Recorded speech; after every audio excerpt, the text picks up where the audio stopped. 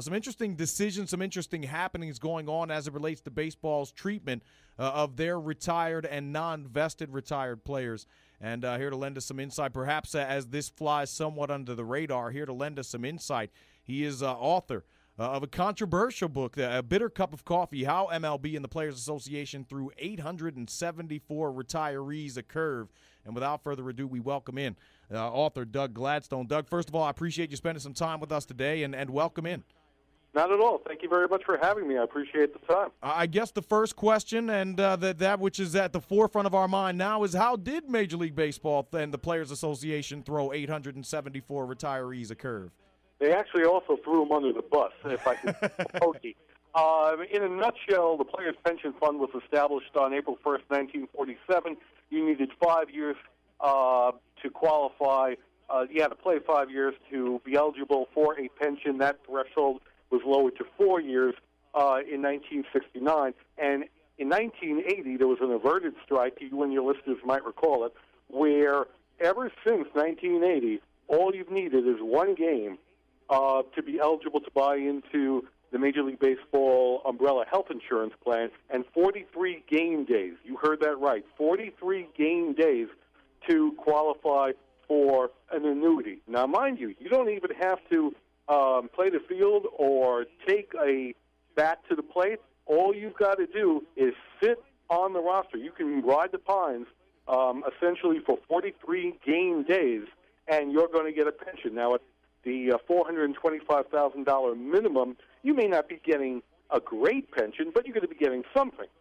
Now, you compare and contrast that to the men like Jimmy Hutto, like Tim Nordbrook, like Jim Fuller, all of whom played for the Baltimore Orioles, who, again, they played from 1947 to 1979, and when in 1980 MLB came up with a great stipulation that all you're going to need is 1 day for health insurance and 43 game days for an annuity, they dropped the ball. They never retroactively made that requirement to cover men like Jimmy Hutto, Tim Nordbrook, and Jim Fuller.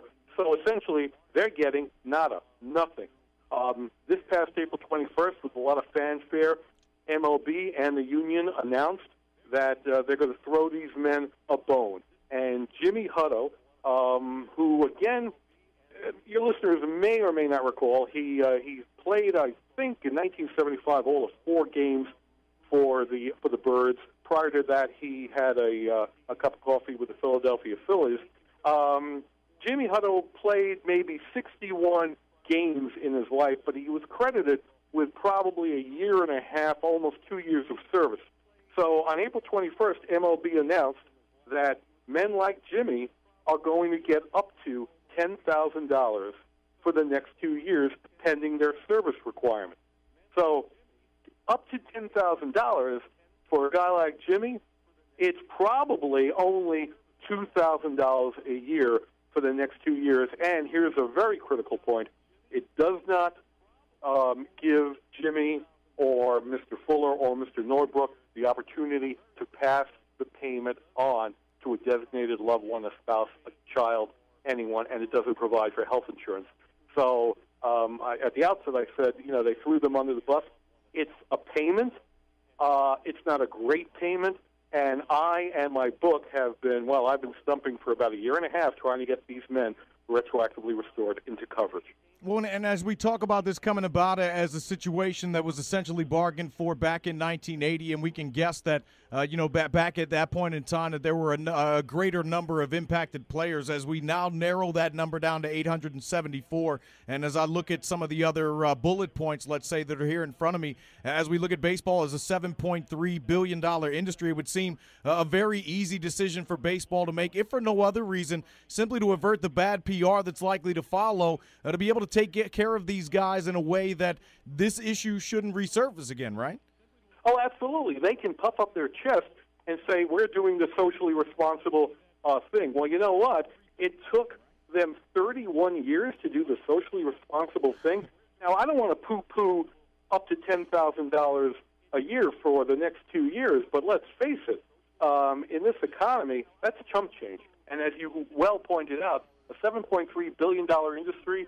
The average player's salary is $3.29 million. I can guarantee you, Jimmy Hutto, when he played, if he was making $17,000 a year in his first professional contract, it was a lot. Indeed. Well, and I guess as we talk about what level of recourse may be available, and it appears that Hutto and others are encouraging those who are eligible now for these payments to refuse them in some way, shape, or form. I guess that first and foremost what we're dealing with is, as guys who have not been well taken care of thus far, I wonder how many will be in a position to outright just refuse that money, as insulting an offer as it may ultimately be.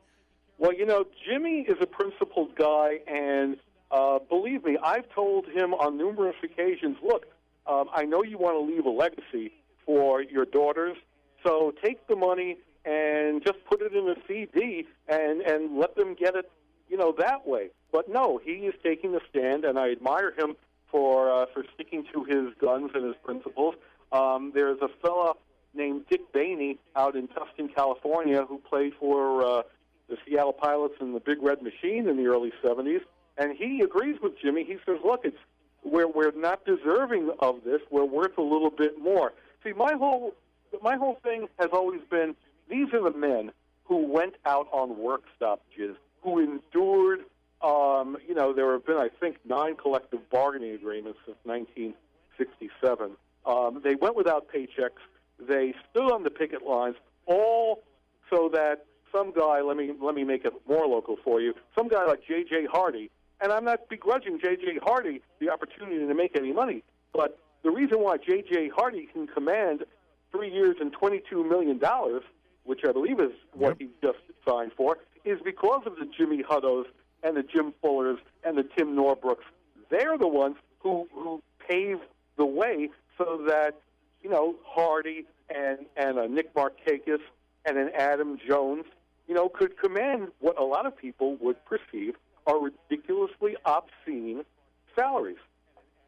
Talking with Doug Gladstone, the author of A Bitter Cup of Coffee, how MLB and the Players Association threw 874 retirees a curve. And Doug, as I read over, as I read over the bullet points essentially that are here in front of me, one of the names that comes up and will obviously be harken back to a better time for Oriole fans, as well as that of Brooks Robinson as the head of Major League Baseball Players Alumni Association. As we talk about the oversight of the powers that be in Major League Baseball and their players union, to what end do we you look at the plight of these guys and correlate that to the representation or lack thereof by the Players Alumni Association? The Alumni Association in Colorado Springs, which Mr. Robinson is officially the president of, they're puffing up their chest. They're saying that, this was great. We did something on behalf of our leaders. I have to be honest. And again, if I'm sounding too contrived or hokey, please excuse me. But if the Alumni Association were running the American Revolution, we'd still be the subjects of Fat King George of Great Britain. They just did the bare minimum. This is a group that raises, on average, between $15 and $17 million a year to support local charities. And that's great. I think that's very commendable. But go to bat for the men who are, in fact, part of your membership, your lifeblood. Brooks Robinson, I've had the pleasure of meeting him at Cooperstown.